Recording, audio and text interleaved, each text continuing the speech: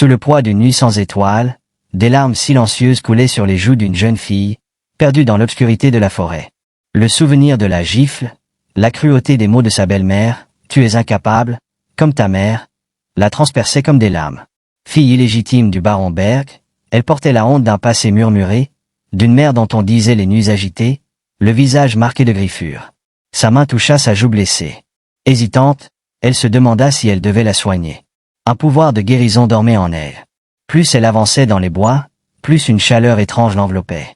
Le sol craquait sous ses pieds, les feuilles des arbres étaient sèches.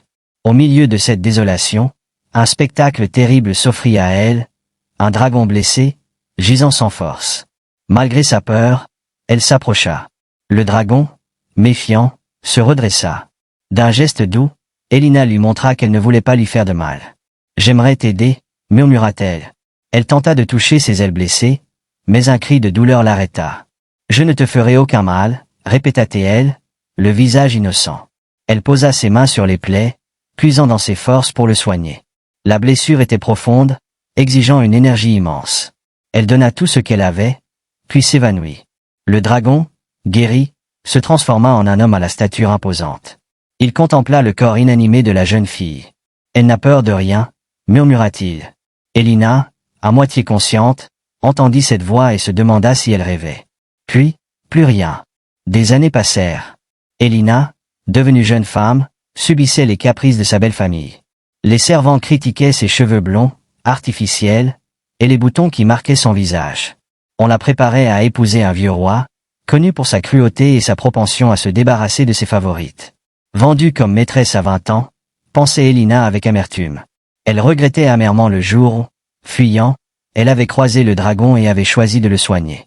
Pendant qu'on la maquillait grossièrement, sa belle-mère la jugeait encore plus laide qu'avant, craignant la déception du roi.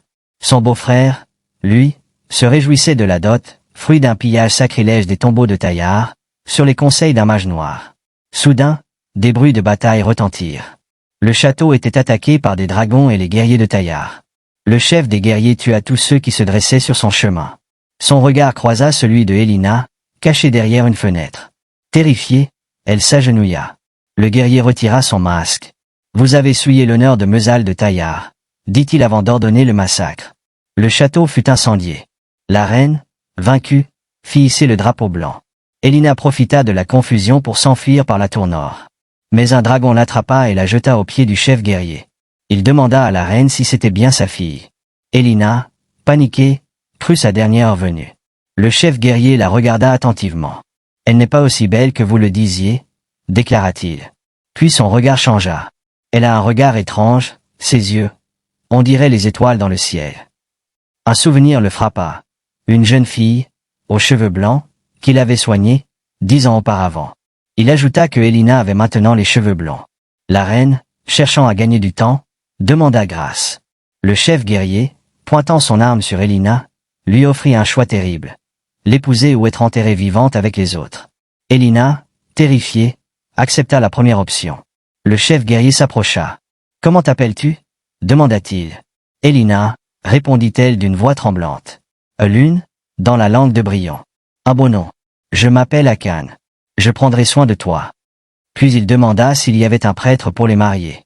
Il en fit venir un et ordonna une cérémonie immédiate, annonçant qu'il allait enfin venger la mort de ces jeunes dragons, tués 10 ans plus tôt par le roi Brion. La reine comprit alors qu'Akan voulait utiliser Elina pour provoquer son ennemi. La cérémonie commença.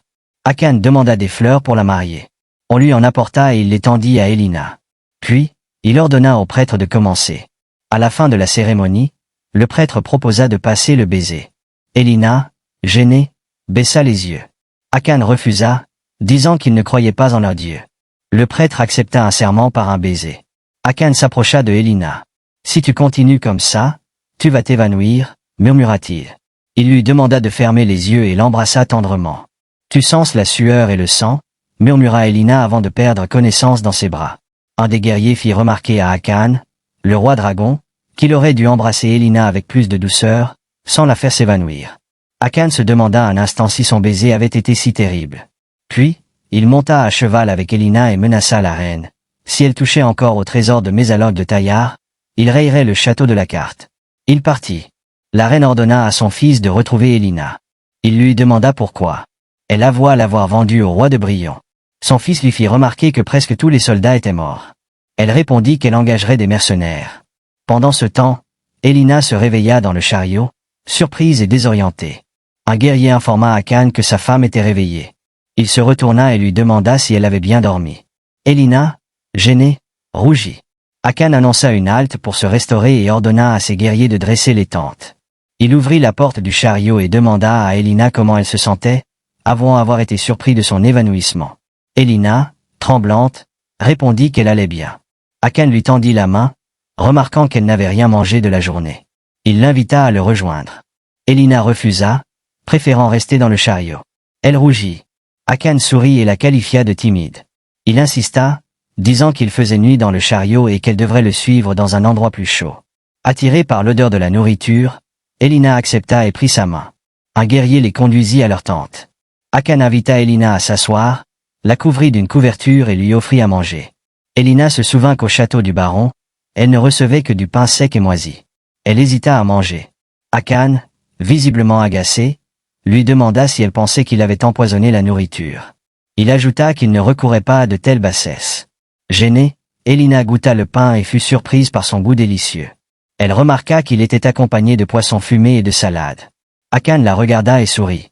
Il lui conseilla de manger lentement pour éviter les maux de ventre, puis lui offrit du lait de mouton, l'assurant qu'il n'était pas empoisonné.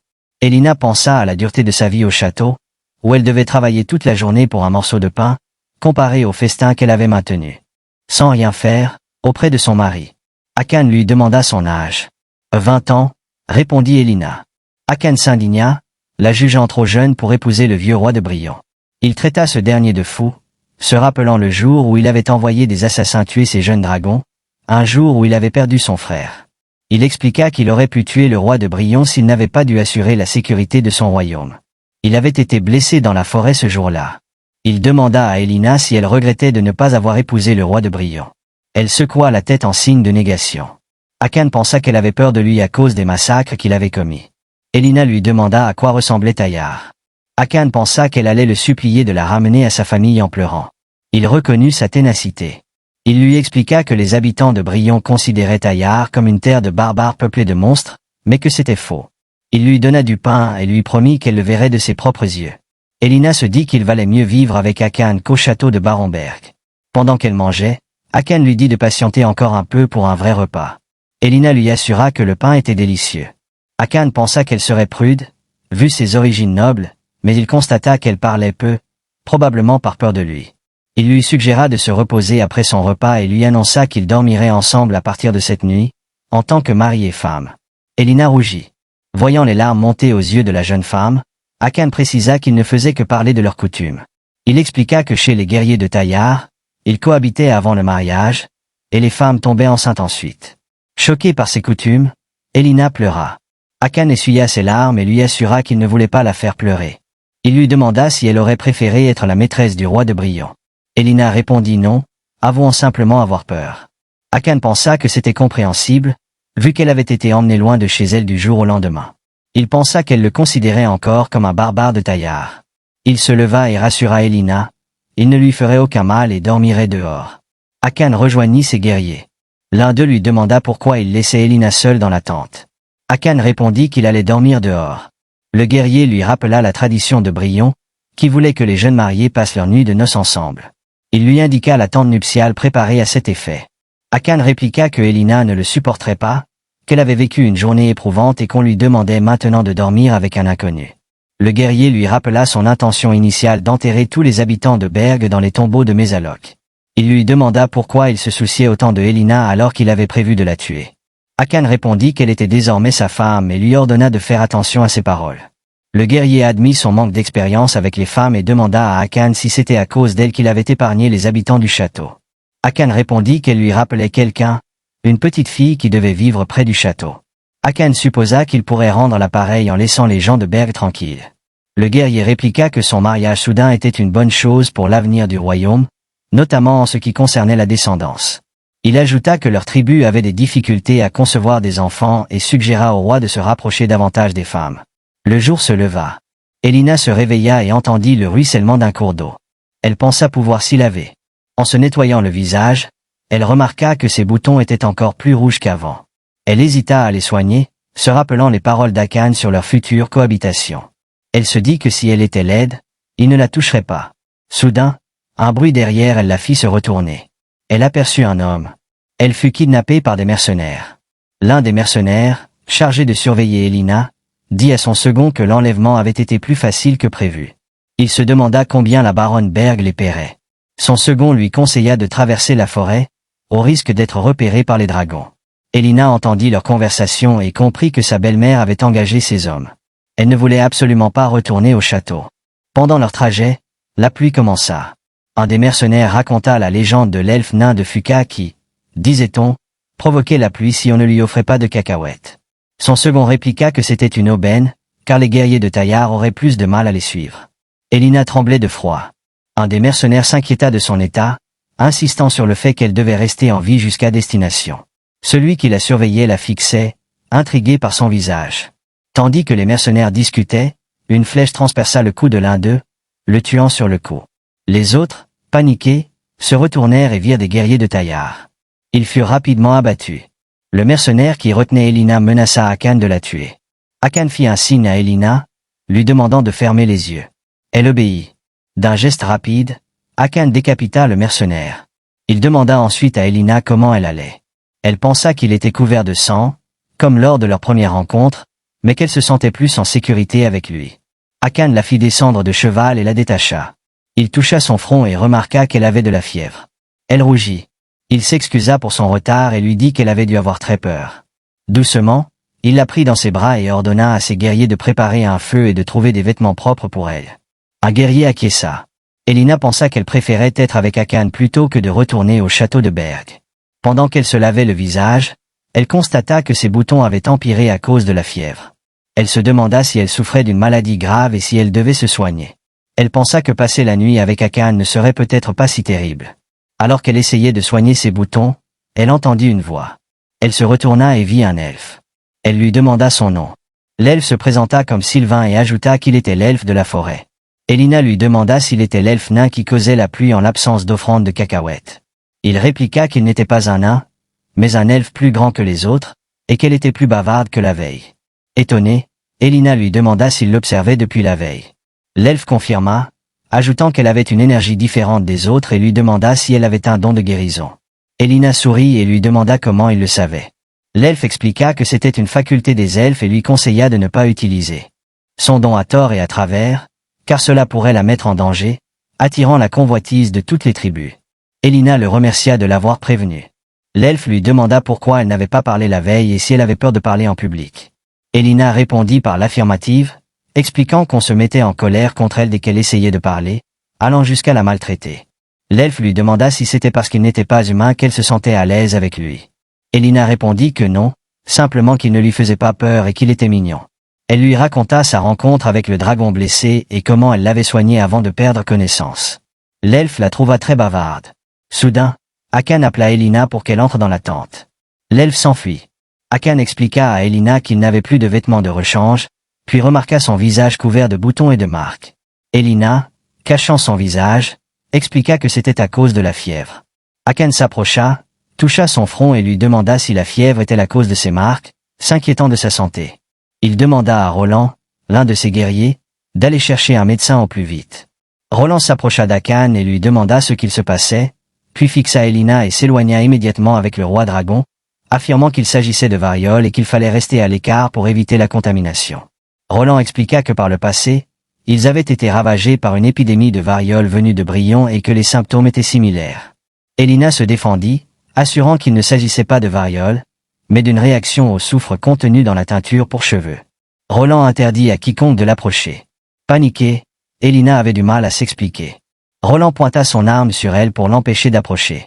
Les autres guerriers spéculaient sur l'état de Elina et se demandaient s'il s'agissait vraiment de la variole.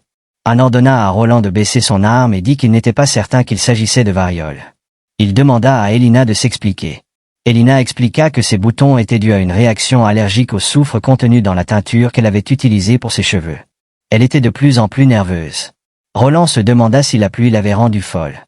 Elina se souvint du jour où sa belle-mère l'avait maltraitée alors qu'elle essayait de s'expliquer, et des commentaires des servantes sur son habitude à parler au lieu de se taire. Elle expliqua que personne ne l'avait jamais écoutée. Roland insista sur le diagnostic de variole et recommanda au roi de ne pas l'emmener au palais.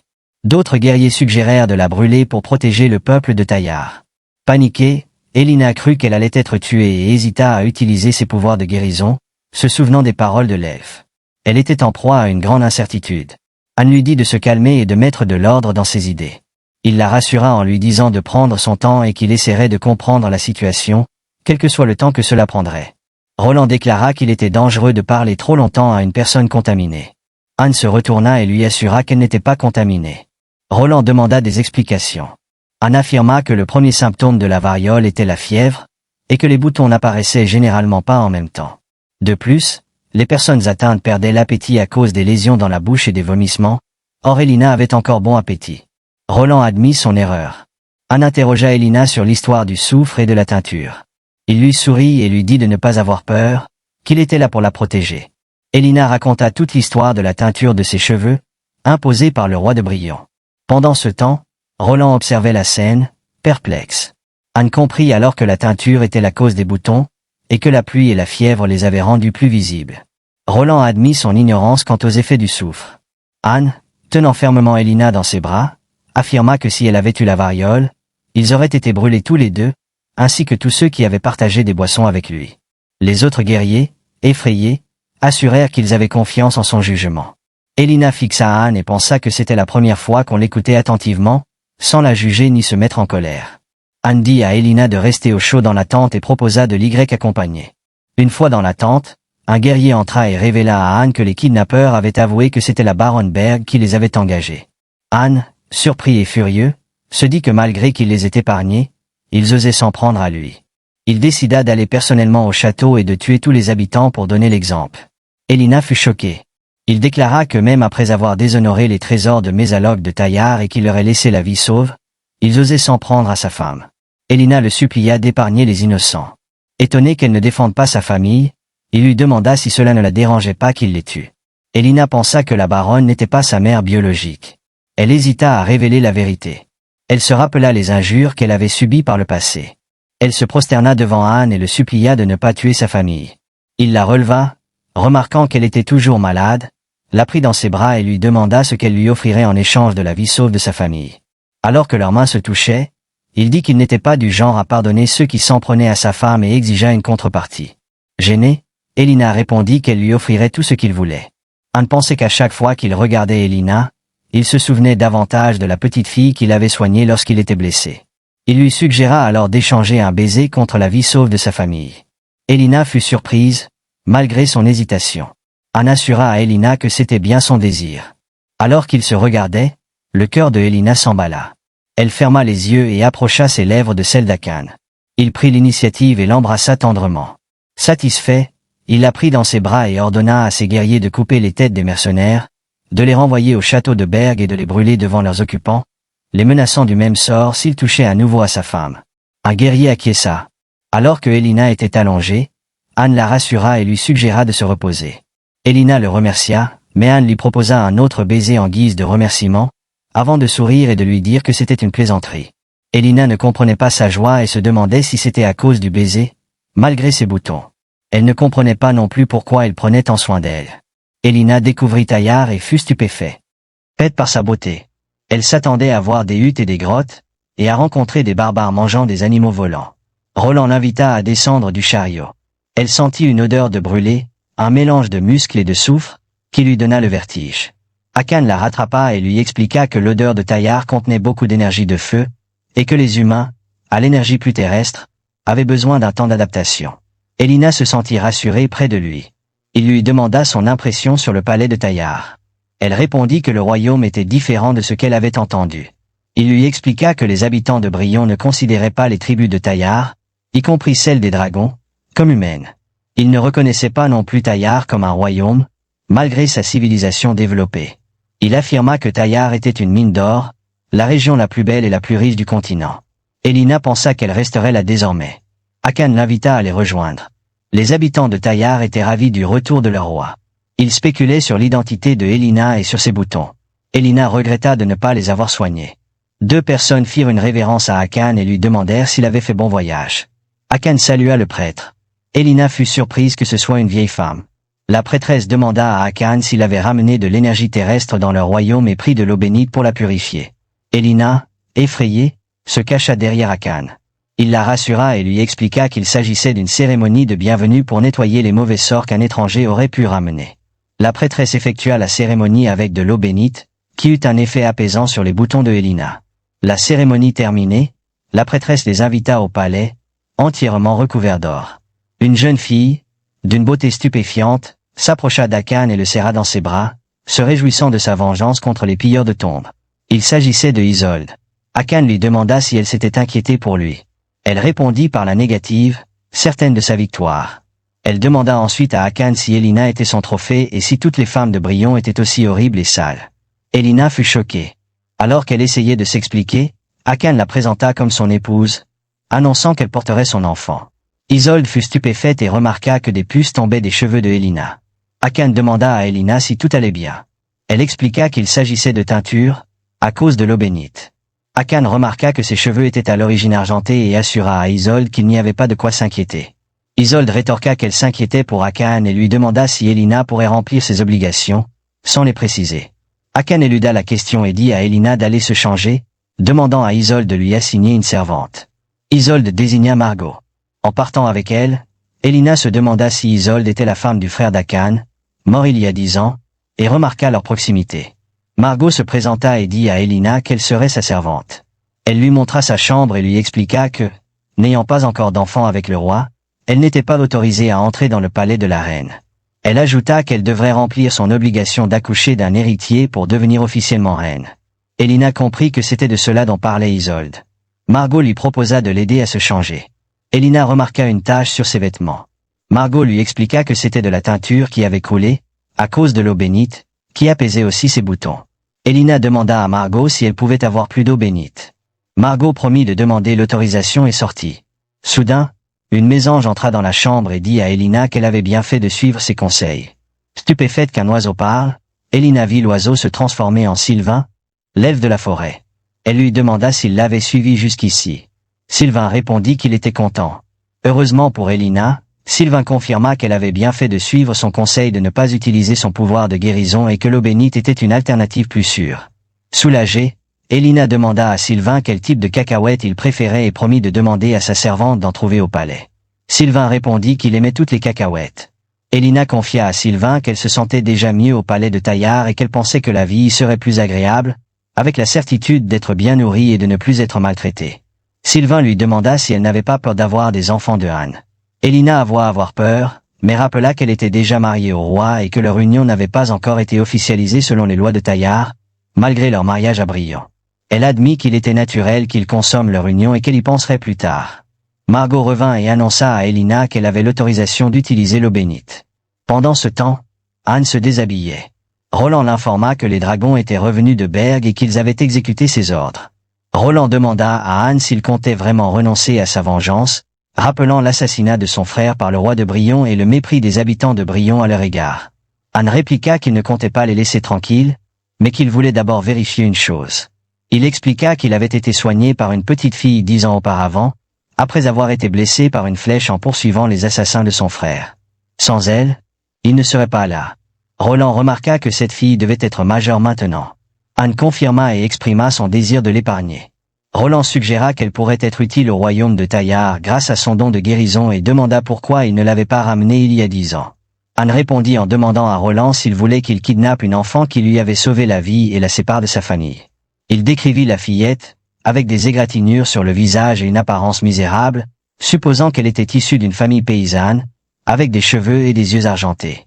Il ordonna à Roland de retrouver cette jeune fille avant d'attaquer le royaume de Berg et de vérifier si Elina était bien la fille légitime du baron. Roland fut surpris. Anne pensa que, malgré ses origines nobles, Elina manquait de confiance en elle et ne montrait aucun attachement à sa famille. Il ordonna à Roland de se renseigner sur son enfance. Roland se demanda si la baronne avait menti à son sujet. Roland fit une révérence et s'apprêtait à partir quand Anne lui dit qu'il allait se baigner dans la source thermale et qu'il souhaitait être seul. Roland fut surpris, mais Anne lui demanda s'il avait dit quelque chose. Roland répondit par la négative. De l'autre côté du palais, Elina se baignait dans la source thermale. Elle était ravie d'avoir retrouvé la couleur naturelle de ses cheveux et que ses boutons aient disparu grâce à l'eau bénite. Soudain, elle fut surprise de voir Anne entrer dans la salle de bain et se cacha derrière une statue. Elle l'observait, se demandant comment elle allait s'en sortir. Pendant que Anne se baignait, il remarqua une silhouette cachée derrière une statue. Il demanda qui était là, mais Elina ne répondit pas. Il rappela qu'il avait dit vouloir être seul et demanda qui l'avait autorisé à venir. Complètement paniquée, Elina sentit son cœur battre la chamade. Anne, en colère, pensa que c'était encore une manigance de Roland pour lui envoyer des servantes, comme il avait l'habitude de faire. Il s'approcha de la statue, mais Elina, paniquée, plongea sous l'eau. Elle le vit s'approcher et recula, essayant de s'échapper, mais Anne, furieux, attrapa son bras. Elle glissa et ils se retrouvèrent face à face, créant une tension palpable. Anne, stupéfait, contempla la jeune fille et remarqua ses yeux brillants comme la lune, qu'il pensait avoir déjà vus. Il fit le lien avec Elina et comprit que ses cheveux étaient argentés. Il remarqua qu'elle ressemblait davantage à la jeune fille qu'il avait sauvée 10 ans auparavant. Elina, prise de peur, pensa qu'il était en colère et qu'il allait la frapper. Elle l'implora de l'excuser. Anne ne comprenait pas sa réaction. Il se rhabilla et la rassura. Personne ne la frapperait dans son palais et il ne pourrait jamais frapper un corps aussi fragile et doux. Il lui demanda ce qu'elle faisait là en lui caressant les cheveux. Elle répondit qu'elle voulait se laver avec de l'eau bénite. Anne se souvint que la servante était venue lui demander la permission. Il ajouta qu'il ne savait pas qu'elle voulait s'y baigner. Il caressa son visage et s'excusa de lui avoir fait peur. Elina répondit qu'elle allait mieux maintenant. Il l'invita à ne pas se rabaisser, surtout quand elle accoucherait de son enfant et deviendrait la maîtresse des lieux, tout en la serrant contre lui. Elle rougit. Il ajouta qu'il voulait que sa future reine garde la tête haute et se comporte avec dignité. Elina s'excusa, mais Anne lui rappela de ne pas le faire. Il se rappela la petite fille qu'il avait sauvée, une fille courageuse qui n'avait peur de rien. Il compara cette fille à Elina, remarquant qu'elle ne semblait pas venir d'une famille noble. Il avoua que si Elina était cette petite fille, elle n'aurait pas laissé ses boutons la faire accuser de variole. Elina décida de partir, mais Anne sourit, attrapa ses cheveux, les tira légèrement et l'enlaça. Il lui demanda si elle avait fini son bain. Elle répondit oui, en rougissant. Il lui proposa de rentrer ensemble et la prit dans ses bras. Elina lui demanda où ils allaient. Il répondit, « Dans ma chambre, bien sûr. Nous sommes mariés, c'est normal que nous dormions ensemble. » Elina paniqua et Anne lui demanda si elle avait encore peur de lui. Quelques minutes plus tard, Margot et 2 autres servantes préparaient Elina pour la nuit. Margot lui dit qu'elle était beaucoup plus belle avec cette couleur de cheveux et que le roi serait sous son charme. Les 2 autres servantes se demandaient si Elina pourrait résister au roi. Vu le corps trop maigre de Elina, une servante lui expliqua que le roi restait à l'écart des filles car celle qui passait une nuit avec lui risquait la mort, ne pouvant supporter la puissance de la tribu des dragons. Margot la réconforta en lui disant qu'elle pourrait survivre. Elina, inquiète, se demanda si le roi était brutal. Gênée, Elina se présenta à Anne. Ébahi par sa beauté, il l'invita à s'approcher et caressa ses cheveux, regrettant qu'elle les ait cachés sous cette piètre teinture. Elina, émue, pensa que c'était la première fois qu'on la trouvait belle. Anne se rapprocha et lui murmura que s'il l'embrassait, il espérait qu'elle ne le repousserait pas cette fois. Elina rougit et secoua la tête en signe de négation. Ils s'embrassèrent tendrement. Elina sentit son cœur battre et pensa que ses lèvres étaient douces et chaudes. Anne retira son haut. Elina admira son tatouage et toucha son corps, dur comme du roc. Il lui demanda si elle voulait rester avec lui et la déposa délicatement sur le lit. Elina se souvint des paroles des servantes et trembla de peur, imaginant la force de ses bras. Anne remarqua sa peur et se releva.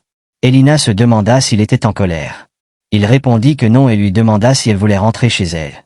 Elina, pleine de remords, répondit que non, que sa place était ici, en tant qu'épouse, et qu'elle voulait devenir reine de Taillard et porter son enfant. Anne lui demanda si elle connaissait les implications de ce rôle, lui expliquant qu'elle devrait se préparer à mourir pour lui et Taillard. Face au silence de Elina, il se rhabilla et lui dit qu'il la toucherait quand elle serait prête, avant de la laisser seule. Quelques jours plus tard, les servantes spéculaient sur ce qu'il s'était passé, remarquant que Anne n'était plus retournée voir Elina. Elles évoquèrent la possibilité qu'il épouse Isolde. Elina fut choquée. Une servante expliqua que dans la famille royale de Taillard, le frère cadet reprenait souvent la vie conjugale de son aîné décédé, une option plus sûre. Elina, attristée, repensa à sa première rencontre avec Anne et Isolde, qui semblaient si proches. Elle se demanda si Anne aimait Isolde. Elle réalisa qu'il ne lui avait pas rendu visite depuis cette nuit et se souvenait des paroles de Margot, qui l'avait rassurée en disant que son absence était due à des obligations hors du palais et qu'il reviendrait la voir. Mais Elina entendit des rumeurs sur un coup de cœur d'âne pour sa belle-sœur depuis son enfance. Elle se dit que si elle pouvait aimer une femme aussi belle que Isolde, elle n'avait aucune chance. Elle se considérait comme une peureuse et pensa qu'il devait avoir pitié d'elle. Margot entra et annonça le retour du roi. Elle proposa à Elina d'aller le saluer. Elina se précipita, mais croisa Isolde en chemin. Celle-ci affirma l'avoir reconnue malgré le changement de couleur de ses cheveux. Elina salua Isolde, qui lui répondit qu'elle ne comprenait pas ce qu'elle disait, ajoutant qu'il était normal que Anne la laisse seule. Elina baissa les yeux, triste. Isolde prit sa main et remarqua sa maigreur, lui disant qu'elle ne pourrait pas supporter une nuit avec le roi et qu'elle risquait d'en mourir. Elina ne comprit pas pourquoi elle mourrait. Isolde fut surprise qu'Anne ne l'ait pas informée de ce danger et lui expliqua que le palais de Taillard était une tombe pour les femmes, car peu d'entre elles pouvaient supporter son énergie de feu. Elle lui conseilla de renoncer à l'idée de devenir reine et de quitter le palais. Anne fit alors son entrée et Isolde et Elina s'inclinèrent. Le roi demanda à Isolde si elle discutait avec sa femme. Elle répondit que non, ajoutant que Elina ne pouvait même pas prononcer une phrase correctement et qu'elle lui avait simplement donné quelques conseils en tant qu'ancienne reine. Isolde dit qu'elle aimerait donner un conseil au roi. Il accepta. Isolde lui dit qu'il commettait une grave erreur, car Elina était fragile et timide, et ne pouvait pas devenir l'épouse d'un membre de la tribu des dragons. Le roi la remercia pour ses conseils et dit qu'il s'en occuperait. Il appela Elina à le rejoindre. Pendant leur marche, le roi avoua qu'il ne s'était pas vu depuis plusieurs jours car il était occupé. Il lui demanda si tout s'était bien passé au palais en son absence. Elina répondit par l'affirmative. Le roi lui demanda si elle avait quelque chose à lui dire. Elina pensa qu'elle n'arrivait pas à mettre de l'ordre dans ses idées, malgré les nombreuses questions qu'elle avait. Le roi pensa que sa femme souffrait à cause de ce qu'il lui avait dit la dernière fois. Il lui dit qu'elle pensait peut-être qu'il ne différait pas tant que ça du roi de Brillon, mais Elina répondit en se rapprochant qu'il était différent. Elle ajouta qu'il l'avait écouté pour la première fois de sa vie et qu'il ne s'était pas mis en colère. Le roi lui demanda si c'était la première fois qu'on l'écoutait jusqu'au bout. Elina répondit oui. Le roi rétorqua que si elle était la seule fille du baron Berg, on devrait l'écouter. Il demanda pourquoi ce n'était pas le cas. Elina pensa qu'elle devait cacher qu'elle était une enfant illégitime et avoua qu'elle bégayait souvent quand elle était stressée. Le roi comprit alors pourquoi sa famille avait décidé de la marier à un vieux roi. Il prit les cheveux de Elina, les sentit et dit que s'il avait une belle fille comme elle, il la chérirait et la couvrirait de bijoux en or. Elina rougit et son cœur battit la chamade. Un guerrier informa le roi qu'une personne nommée Morgane avait disparu. Le roi fut choqué et dit à Elina qu'il avait une urgence et qu'il la reverrait plus tard. Elina repensa aux paroles de son mari et rougit, pensant que son cœur battait à cause du fait qu'il la trouvait adorable. Le jour suivant, Elina se regardait dans le miroir, heureuse. Elle se rappela les paroles du roi et celles de Isolde sur le fait qu'elle pourrait mourir si elle ne parvenait pas à supporter l'énergie du feu lors d'une nuit avec le roi. Elle demanda des explications à Margot. La servante hésita à cause du silence du roi à ce sujet, puis rétorqua qu'elle devait accoucher d'un enfant de la tribu des dragons. Elina demanda si l'on pouvait mourir en couche. Margot répondit que oui, qu'il y avait des risques, surtout avec un enfant des tribus de dragons. Elina se demanda si sa minceur augmentait ce risque. Margot répondit que n'importe quelle femme pouvait devenir reine si elle donnait un héritier au roi, rappelant que Isolde, issue d'une famille pauvre, était devenue reine après avoir accouché d'un enfant du roi précédent. Elina pensa que si elle accouchait d'un enfant du roi, personne ne remettrait en question ses origines. Margot la rassura en lui disant qu'elle serait une merveilleuse reine et donnerait naissance à un beau bébé, puis lui proposa de porter une belle robe. De l'autre côté du palais, le roi était assis avec son bras droit Roland et une femme malade alitée. Le roi, triste, dit que sa mère avait été surprise de le voir partir soudainement pour le royaume de Berg et qu'elle avait voulu le suivre, craignant une guerre. Il expliqua que sa mère, Morgane, avait été une grande reine, admirée pour avoir donné naissance à 2 fils du dragon protecteur et avoir reçu la bénédiction du feu. La mort de son fils aîné, Raon, 10 ans auparavant, l'avait rendue folle. Elle refusait d'accepter sa mort et d'enterrer son corps, qui reposait depuis 10 ans dans la sainte grotte devant Xic, dans l'espoir qu'il rouvrirait les yeux un jour. Le roi s'en alla. Roland lui demanda s'il n'allait pas se rendre au palais secondaire. Le roi répondit qu'il n'était pas d'humeur. Roland, en colère, rétorqua que le roi devait faire son possible pour trouver une femme capable de lui donner un enfant s'il n'était pas attiré par Elina, et qu'il devait au moins aller voir Isolde. Il rappela la perte du roi précédent lors d'un massacre. Il y a 10 ans, Roland dit que s'il arrivait quelque chose au roi, il n'y aurait plus de descendants du dragon protecteur. Le roi répondit que c'était pour cela qu'il s'était marié. Roland rétorqua qu'il était sorti de la chambre avec sa femme et n'y était plus retourné, et que son frère, le roi précédent, était toujours entouré de femmes jusqu'à sa mort, trouvant ainsi une personne compatible pour avoir un enfant. Le roi rétorqua que même si Isolde avait eu un enfant avec son frère, beaucoup de femmes étaient mortes après avoir passé une nuit avec lui. Il ajouta que le dragon protecteur donnait rarement naissance à des filles et que les femmes d'autres tribus avaient du mal à supporter son énergie de feu trop forte. Il demanda à Roland combien de femmes étaient mortes pour son frère. Il dit qu'il ne pouvait pas faire ça avec n'importe quelle fille, sachant qu'elle pourrait mourir. Roland rétorqua que c'étaient les femmes qui avaient fait ce choix, car les femmes pauvres ambitionnaient de devenir reines et de donner un héritier au roi, connaissant les risques. Le roi répondit que c'était faux et que son frère Édric lui avait confié que la plupart de ces femmes étaient vendues par leur famille pour de l'argent et qu'elles avaient peur d'aller au lit avec le roi. Il ajouta que Isolde était la seule femme à avoir accompagné Édric sans peur et que c'était pour cela qu'il l'aimait de tout son cœur. Roland proposa alors au roi d'épouser Isolde, car elle avait de fortes chances de lui donner un enfant, comme elle l'avait fait avec le roi précédent, justifiant ainsi la recommandation d'épouser sa belle-sœur dans la famille royale de Taillard. Le roi se rappela alors les paroles de son frère Édric, qui aimait sincèrement Isolde et souhaitait être enterré près d'elle à Mésaloc, espérant que Anne trouverait une fille qu'il aimerait autant. Le roi répondit à Roland qu'il n'épouserait pas Isolde. Il se demanda pourquoi sa tribu était obligée de sacrifier des femmes pour se reproduire. Roland répondit que sans la tribu des dragons, Taillard aurait déjà été conquis par des royaumes voisins et ses habitants réduits en esclavage. Il ajouta que les humains de Brion traitaient les demi-dragons de Taillard comme des monstres et pourraient tenter d'exterminer toutes les tribus de demi-humains, comme ils l'avaient fait il y a 10 ans. Il ajouta que les humains de Brion les considéraient comme des barbares, mais n'osaient pas envahir leur territoire à cause de l'énergie de feu de leur tribu.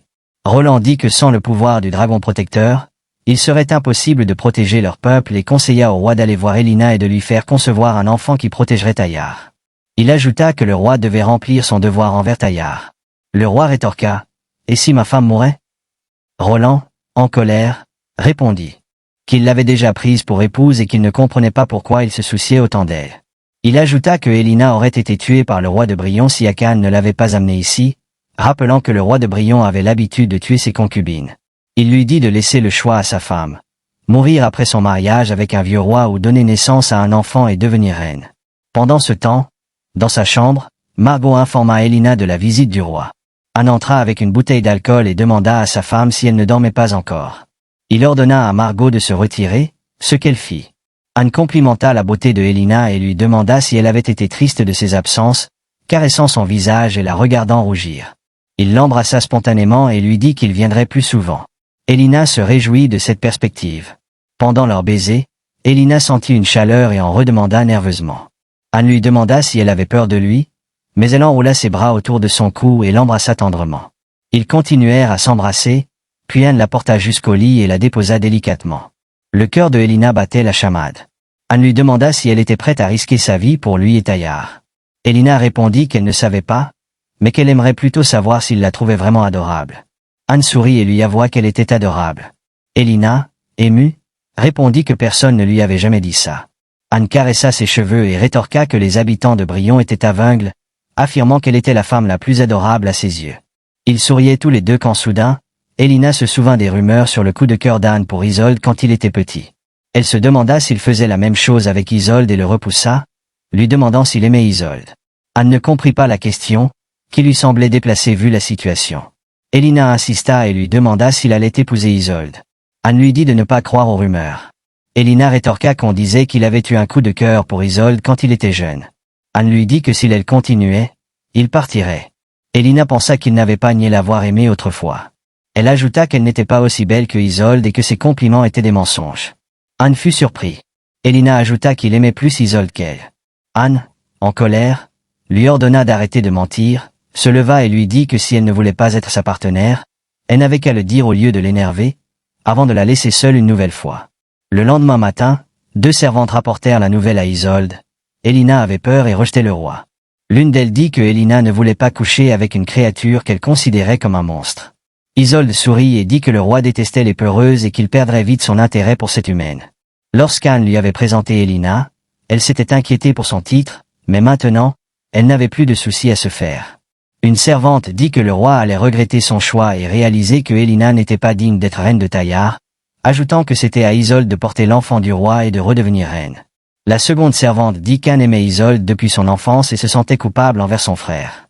Isolde sourit et se rappela l'époque où elle était la femme de l'ancien roi et où le jeune Anne la fixait au loin. Elle mentionna qu'il la désirait, mais qu'après la mort de son frère, il avait commencé à l'éviter par culpabilité. Elle prédit qu'il reviendrait vers elle tôt ou tard, affirmant qu'elle était la maîtresse du palais de la reine et que personne ne pourrait prendre sa place. De son côté, Elina était triste que le roi ne soit pas revenu la voir. Margot essaya de la réconforter, mais Elina confia qu'elle avait du mal à s'exprimer et qu'elle énervait souvent le roi. Elle exprima son intention de changer et demanda l'aide de Margot. Surprise mais disposée à l'aider, Margot suggéra de s'entraîner ensemble pour améliorer ses compétences orales et éviter le bégaiement, expliquant qu'elle s'était elle-même beaucoup entraînée depuis son arrivée au palais pour améliorer son élocution. Étonnée que Margot ne soit pas de taillard, Elina lui demanda sa tribu. Margot expliqua qu'elle venait de Rwandie et travaillait comme servante pour financer la scolarité de ses 16 sœurs. Mettant Elina à l'aise, Margot accepta de l'aider à s'entraîner à parler. Leur pratique fut interrompue par une servante annonçant que Isolde souhaitait parler à Elina dans le palais de la reine. Margot encouragea Elina à mettre en pratique ce qu'elles avaient travaillé. Isolde expliqua qu'elle avait convoqué Elina pour lui présenter une robe pour le prochain événement royal. Une servante apporta une robe noire, symbolisant le deuil à Brillon. Elina, curieuse du symbolisme à taillard, confirma avec Margot la ressemblance avec une tenue funéraire. Isolde précisa qu'elle avait choisi cette robe pour Elina, compte tenu de son refus de passer la nuit avec Anne. Elle suggéra que si Elina désirait quitter le royaume, elle devrait porter cette robe pour exprimer son souhait de retourner chez elle. Isolde exprima sa pitié pour Elina et insista pour qu'elle accepte ce geste d'honnêteté.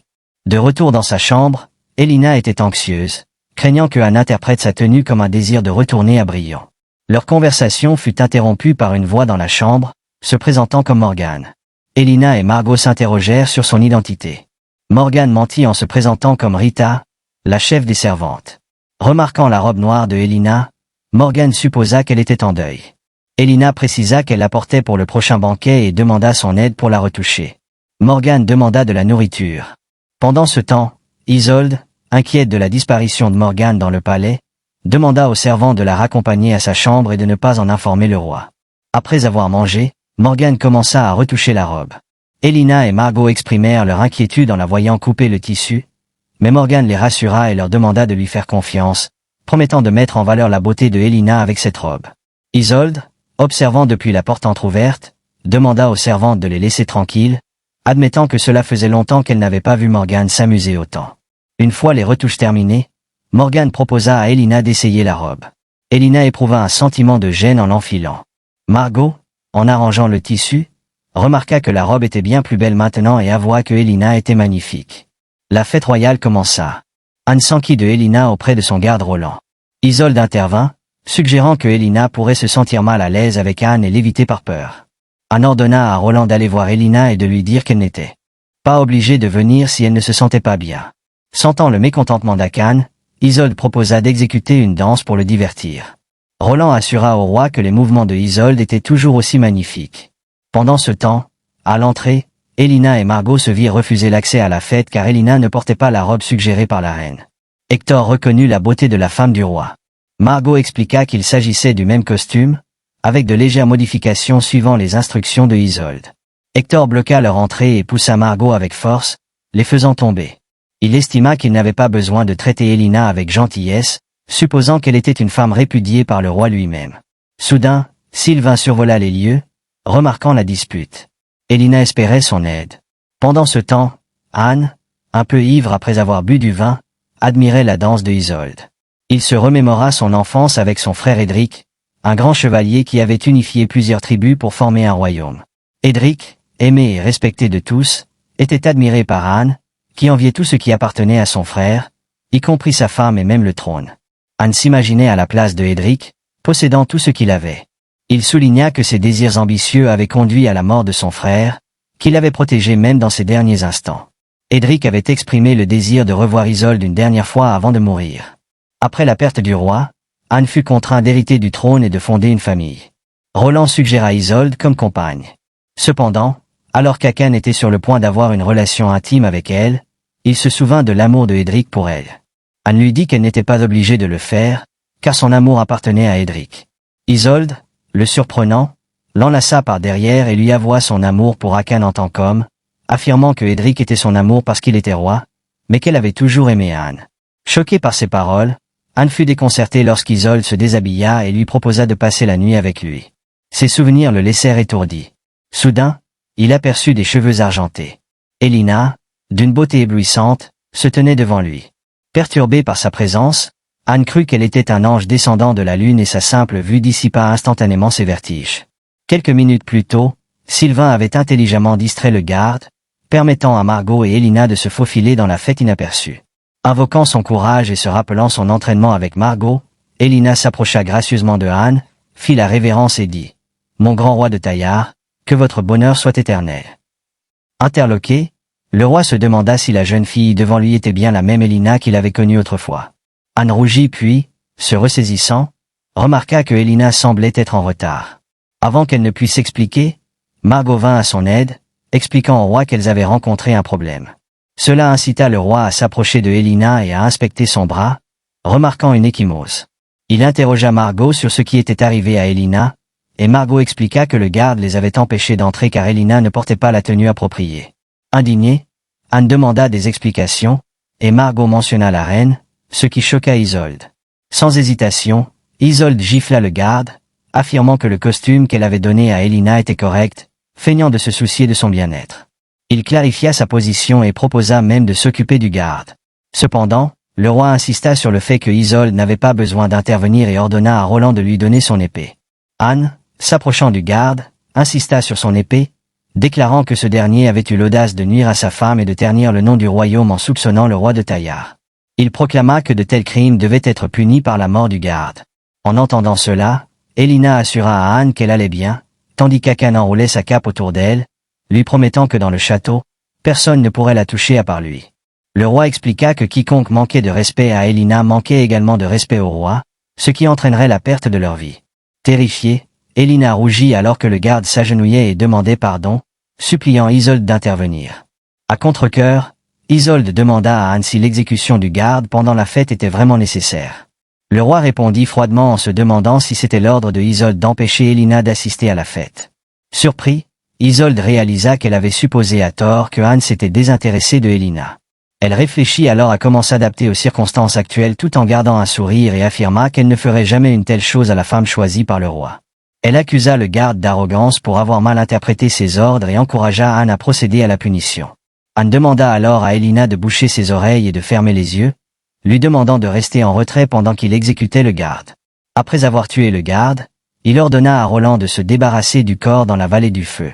Se tournant vers Elina, il proclama que la fête était terminée car il avait l'intention de l'emmener avec lui, demandant aux autres de ne pas intervenir.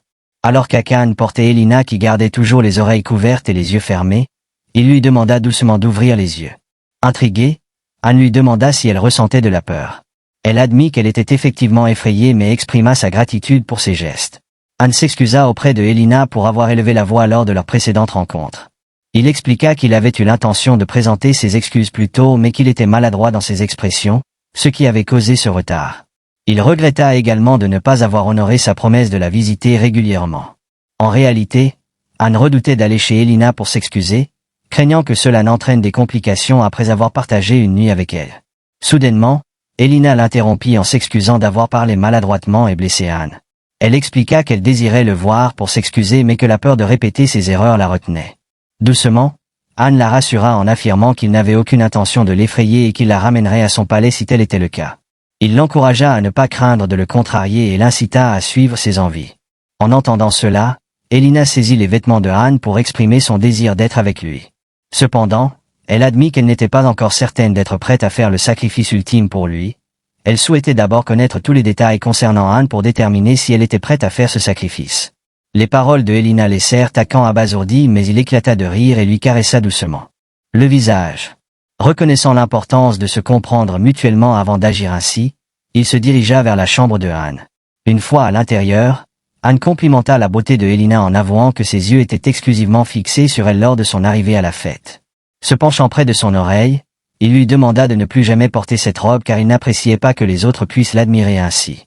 Le visage d'Akan se rapprocha du sien et alors qu'il l'enlaçait doucement par la taille, elle recula en suscitant une question sur son confort avec ce contact. Elina précisa que ce n'était pas qu'elle n'aimait pas cela mais qu'elle souhaitait simplement avoir une conversation sérieuse aujourd'hui. En réaction à sa réponse, Hakan rit et lui assura qu'il comprenait. Il se dirigea ensuite vers une table pour récupérer des verres et une bouteille de vin. En versant du vin dans chaque verre, Han invita Elina à s'asseoir et à lui poser toutes les questions qu'elle avait en tête.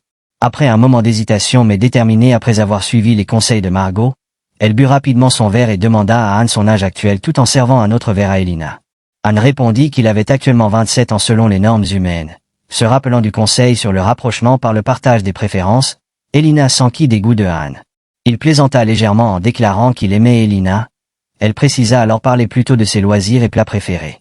Une fois encore, Han nota que Elina semblait apprécier le vin et lui versa un autre verre pendant qu'elle s'émerveillait devant les subtilités et les différentes teintes du vin taillard, trouvant cela apaisant.